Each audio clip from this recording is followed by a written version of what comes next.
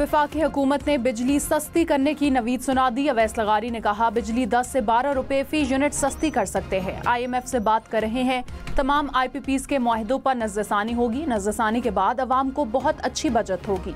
मजीद 15 IPPs के मुआहदों को काबीना में लेकर जा रहे हैं। हुकूमती IPPs के बारे में आएगी।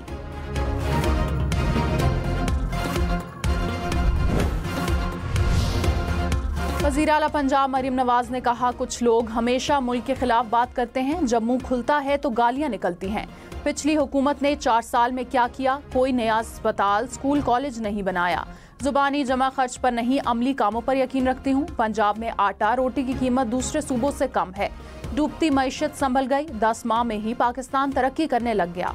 स्टॉक मार्केट ऊपर, महंगाई नीचे जा रही है। वक्त आ गया गाँव-गाँव लोगों को रिलीफ दिया जाए।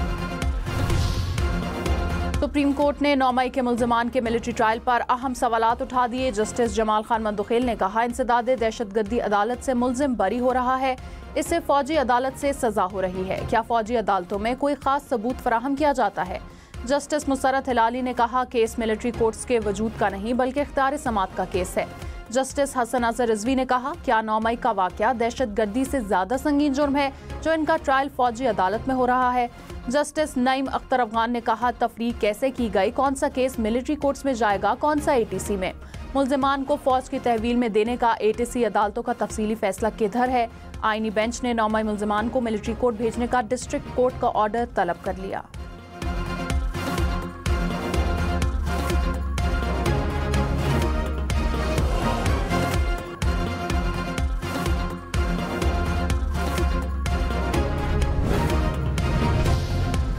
शाह महमूद कुरैशी डॉक्टर यास्मीन राशिद पर 9 मई केस में फर्द जुर्म आयद इंसदादे दहशतगर्दी लाहौर की कोट लखपत जेल में केस की समाअत। मुल्ज़िमान का ATC लाहौर में सहते जुर्म से इनकार।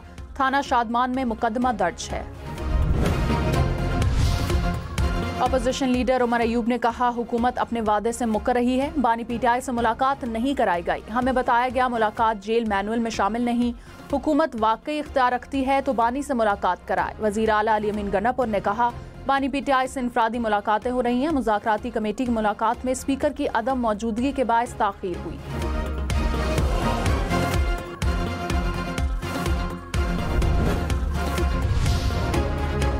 वज़ीर आला अली अमीन गन्नापुर के ऑडियो लीक केस में नाकाबिले ज़मानत वारंट गिरफ्तारी बरकरार। सेशन कोर्ट इस्लामाबाद ने केस की समाअत 25 जनवरी तक मुलतवी कर दी।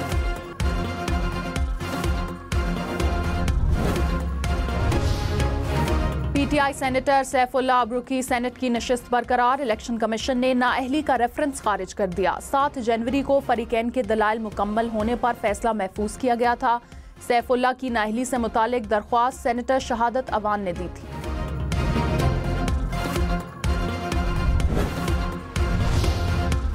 जमात इस्लामी का 17 जनवरी से मुल्क गिर तहरीक चलाने का ऐलान। हाफिज नईमुर रहमान ने कहा कि बिजली की कीमतों में कमी ना हुई तो तहरीक शुरू करेंगे। गरीबों से पैसे लेकर चंद अफराद को दिए जा रहे हैं। हुकूमत ने IPPs के मालकान की आमदन पर टैक्स छूट तक दे रखी है।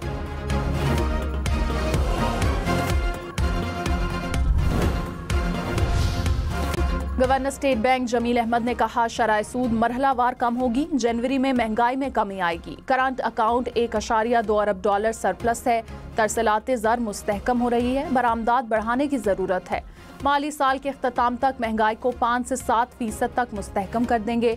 कर्जों की अदायगी में बेहतरी आएगी।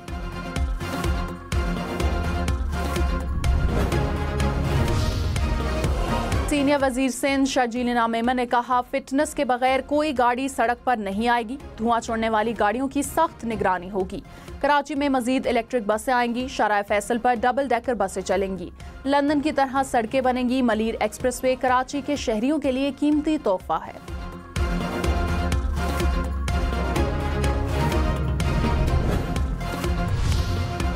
वज़ीर आला अली अमीन गन्नापुर ने कहा मुल्क में नए सूबे बनाए जाएं। सूबे छोटे होंगे तो 90% मसाइल हल हो जाएंगे। बदकिस्मती से हमें बादशाहत करने का शौक है। इदारे अपने पांव पर खड़े होंगे तो मुल्क आगे बढ़ेगा। हर महकमा तबाह और खसारे में जा रहा है। हमारी आबादी बढ़ गई मगर सूबे नहीं बढ़ाए जा रहे। हमें कम वक्त में ज्यादा काम करना होगा। मुल्क की तरक्की के लिए इनकलाब जरूरी है।